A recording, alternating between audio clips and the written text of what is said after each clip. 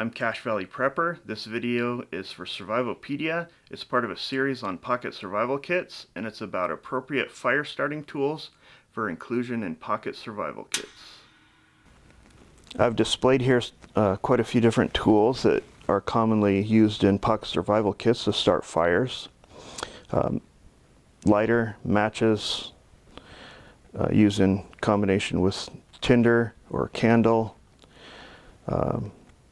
ferrocerium rod with or without magnesium as tinder, a spark wheel, a Fresnel lens, large wind resistant matches. I even set here some potassium permanganate that can be combined with glycol based antifreeze or glycerin from your first aid kit to start a fire. We'll do a whole video just on potassium permanganate, but it takes up very little room. Not my first choice for starting a fire though. Neither is the Fresnel lens, but it's multi-use and takes up very little space, so it often gets included in pocket survival kits. Probably one of the easier ways to start a fire is just a lighter, disposable lighter. These mini Bics aren't my favorite type of lighter to use, but they are small. So are the peanut lighters that you can get from County Com and other sources. But this is just a piece of bicycle inner tube used to cover this button so it won't run out of gas if it gets depressed in your pocket. On the other end it has a grommet, and you can put a little split ring on there and put it on your keychain to keep in your pocket if you like. These were manufactured by Gearword, but you can easily make your own if you choose. Most outdoorsmen will carry some type of match safe in their pocket as well, but these are not in the pocket survival kit. They're just things that are carried as part of everyday carry elsewhere in the core layer of survival and self-recovery tools that we should all carry each day. Matches, there are pros and cons to different types of matches. Here are some small kitchen strike anywhere matches. I'd rather use large ones if I had my choice, but because of the limited amount of space in a pocket survival kit, sometimes we have to make compromises. Whichever type of matches you bring, even if they're strike anywhere, include a couple of strike surfaces. Here are some wind resistant matches, and they start at this size and go all the way up to this size. And the benefit of using matches that are so large is that it takes very little fine motor coordination to strike a match like this compared to a little tiny match or a little tiny lighter. You can just grip it in your hand and run it across a strike surface. And if you can't get a fire started with one of these, I don't know what I can do for you. So next we have ferrocerium rod with magnesium and a striker. This is actually a knife sharpener, and it's got a very sharp edge on the carbide that's in here, used to sharpen knives, and that throws a big fat spark from when you pair it with a quality ferrocerium rod. Also, I have here a flint wheel. There are many different types and shapes and sizes of flint wheels. Some, they're all okay. I like the brass one because it's less likely to corrode, and you can replace the flints in it, and it very small and inexpensive. So that's why I like this particular model, and it's called Saunders is the name on it. For tinder,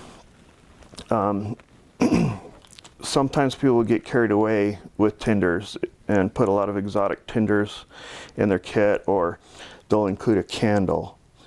So they can just light the candle and then light the fire. You could even use it for light. But I personally don't carry a lot of either. I mean, sometimes I'll carry a candle and tinder in the larger kits, but I just carry medical cotton and white petrolatum.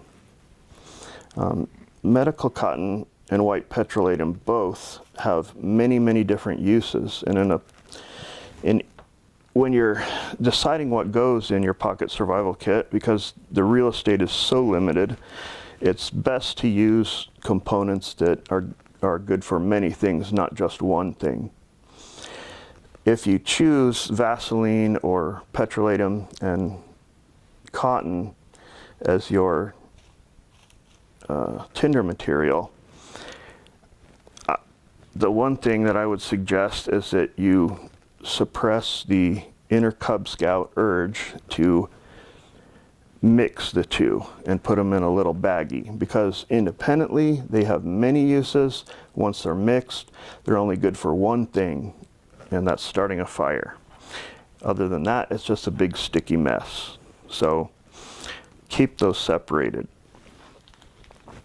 I also included here some tin foil, and the reason I include tin foil is that it can be used as a fire base. If the ground is wet or muddy, it can form a little rain shelter to keep the rain off your tinder. It can be folded into a box to create char cloth from your bandana, cotton bandana. It just has many different uses. So tinfoil makes it into my kit because of those many uses. Back to the white petrolatum for a second. You also could carry something like this in your pocket, or you can fill your own. This one's filled with antibiotic ointment because it came out of my first aid kit. I should probably put a label on there, but this ointment is mostly white petrolatum, so it burns just fine when mixed with the medical cotton. And with white petrolatum and medical cotton, you don't need a tinder like this. This is basically cotton and petrolatum. They're just little dental gauze rolls from what I can tell, and they might have been colored, and they might have a little olive oil and different things that the designer thinks will make it burn better. Could have some beeswax in it, but this works just fine, just as medical cotton and petrolatum. It also can take the place of a candle. You can easily form a wick and use the white petrolatum as fuel, and then you don't have this taking up space in your kit either. So, hope you picked something up. One last point, I like to have, even my small ferrocerium rods, I like to choose models that have a little bit of a hole, lanyard hole in them, so they can be fitted with split rings. So if all I had was my pocket survival kit and I was in a survival ordeal, I could dummy cord this because I really don't want to lose it. I don't want it to drop in the fire and get burned up. I don't want to drop it overboard if I'm on the water. I don't want to drop it in mud or snow and lose it. So in general, when you have very important critical survival equipment, I would dummy cord it. Alright, that's fire tools for personal survival kits. Thanks for watching.